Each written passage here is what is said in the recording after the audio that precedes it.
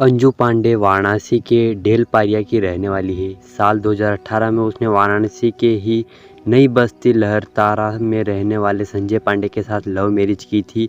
अंजू इस शादी से बेहद खुश थी। शादी के बाद वह अपने ससुराल पहुंची। वह अपने ख्वाबों की दुनिया में थी। वह संजय के साथ एक हसीन ज़िंदगी के सपने संजो रही थी, लेकिन उसे नहीं पता था कि उसकी ज़िंदगी अब नर्क से भी बदतर होने वाली थी। अंजू की शादी को भी महज 2 महीने ही गुजरे थे कि उसकी सास ननंद ने उसे दहेज के लिए ताने देना शुरू कर दिया। अंजू यह सब बर्दाश्त करने की कोशिश कर रही थी कि उसे अपने पति का वो क्रूर चेहरा देखने को मिला, जिसकी उसने कभी कल्पना भी नहीं की थी। जिस संजय के साथ लव मैरिज कर हसीना ज़िंदगी के वह ख्वाब सजा रही थी, उसी ने उसे दहेज में 5 लाख और 1 बीघा प्लॉट के लिए मारना पीटना शुरू कर दिया।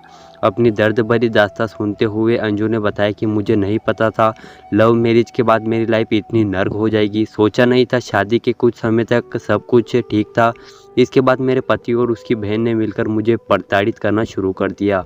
प्रताड़ना ही इंतहा यह थी कि मुझे ढंग से कपड़े भी नहीं पहनने दिए जाते थे। बासी खाना भी नसीब नहीं था। अगर ज़मीन पर गिरा खाना बखा लेती तो ननंद सुंदरी उसे पैरों से मसल देती थी। मेरे 2 बेटे हुए। सोचा था बच्चा होने के बाद पति मेरा साथ देगा, लेकिन वह और भी ज़्यादा क्रूर हो गया। कई साल हो गए मुझे नहीं पता चाय कैसी होती है। किचन में जब बर्तन धुलने बैठती तो चाय की पत्ती को मुट्ठी में भरकर उसे निचोड़ कर चाय की कुछ बूंदें पी लेती थी।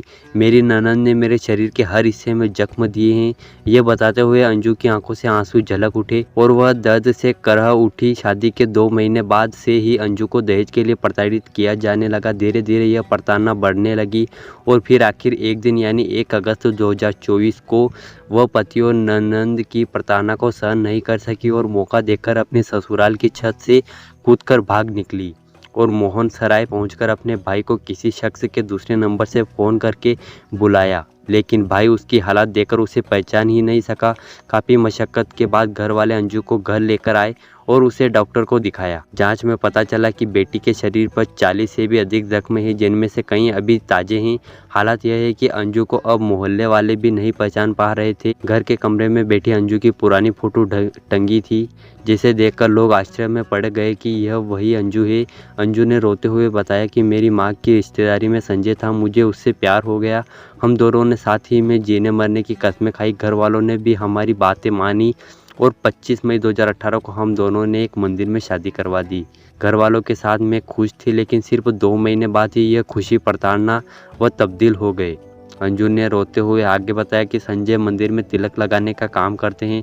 मैं उसी से खुश थी। ज़िंदगी 2 महीने अच्छे से चली। इसके बाद मेरी ननंद सुंदरी पांडे और सास ने मुझे प्रताड़ना करना शुरू किया। मैंने अपने पति संजय से कहा तो उसने भी अपनी बहन और माँ का हिस्सा दिया। कहा तुम दहेज में कुछ नहीं लाई हो, घर वालों को फ़ोन करो कि 5 लाख लेकर आए और साथ ही मेरे नाम 1 बीघा ज़मीन लिखी। ऐसा नहीं हुआ तो मारपीट झेलनी पड़ेगी। अंजू ने रोते हुए आगे बताया कि उस दिन हिम्मत करके ना भागी होती तो वो लोग मुझे तेजाब से जला देते और मार देते। मुझे कपड़े नहीं पहनने दिए जाते थे। दिन भर घर में आधे अधूरे कपड़ों में रहती थी। किसी से मोबाइल पर बात नहीं कर सकती थी। छोटी ननंद हर समय मुझ पर निगरानी रखती थी कि मैं क्या कर रही हूँ। जब मन होता ननंद सुंदरी मेरे कपड़े उतारकर बेल्ट और चप्पलों से पीटने लगती। मेरे शरीर से खून बहता देख वह सब हंसते थे। अंजू ने बताया कि मेरे 2 बेटा सम्राट पांडे 5 साल का है, उसके बाद एक बेटी जो 3 साल की होके ख़त्म हो गई क्योंकि उसे सही से इलाज नहीं मिल सका। इसके बाद और बेटा युवराज हुआ। दोनों बच्चों को सुंदरी खुद को माँ कहलाती। दोनों बच्चों को बचपन से ही मुझसे नफरत करना सिखाया गया। अब बच्चे मुझे गाली देते हैं। सुंदरी बच्चों को मेरे पास नहीं रहने देती। जब तक मैं गर्भवती रहती थी तो मुझे नहीं पीटते थे, लेकिन इसके बाद फिर प्रताड़ित करने लगते थे। यह सब बताते हुए अंजू अभी भी सिर उठ रही है। अंजू ने रोते हुए बताया कि ननंद सुंदरी सास और संजय मुझ पर बहुत जुल्म उठाते थे। जब मन होता सुंदरी मुझसे पानी भरवाती थी, जबकि घर में पानी भरा होता था मुझे बिना पूरे कपड़ों के हैंडपंप से पानी भर कर लाना पड़ता था। एक दिन किसी बात पर नाराज होने पर सुंदरी ने मुझे बहुत मारा और अपना मल मूत्र भी पिलाया। मेरे सीने पर खोलता तेल फेंक दिया। मेरे ससुर ने मुझे बचाने का प्रयास किया तो इन लोगों ने उन्हें भी मारा। फिलहाल अंजू अब अपने घर अपने परिवार के बीच में है। वहीं अंजू की मां हेमा पांडे से जब पूछा गया कि बेटी इतनी तकलीफ़ में थी, क्या आपको नहीं पता था? तो उन्होंने कहा कि बेटी की तकलीफ़ के बारे में पड़ोसियों से पता चला था, लेकिन कोई उसके घर पर जाता तो उसे अंदर नहीं जाने दिया जाता था। बेटी भी डरती थी क्योंकि दामाद ने कहा था कि अगर अपने भाई या माँ को कुछ भी बताया तो तुम्हारे भाई की हत्या कर देंगे।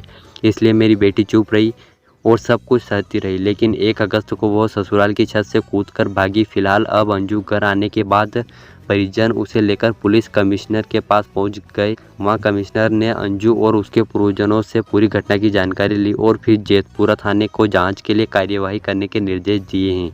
तो दोस्तों, इतने प्रताड़ित होने पर भी लोग कुछ नहीं बोलते इस समाज को। आप क्या कहोगे इस अंजू की कहानी पर? और ऐसे ही बहुत ही भयानक कांड हो रहे हैं हमारे परिवार में, लेकिन कोई इसके ऊपर आवाज़ नहीं उठाता। तो अगर आप इस आवाज़ को सपोर्ट करना चाहते हो तो कमेंट में जाकर आई सपोर्ट लिख देना। तो आई होप ये क्राइम स्टोरी आपको अच्छी लगी होगी। अगर अच्छी लगी हो तो वीडियो को लाइक कर देना, चैनल को सब्सक्राइब कर देना, क्योंकि आप वीडियो तो देखते हो लेकिन सब्सक्राइब नहीं करते। तो चलिए, बाय बाय, जय हिंद।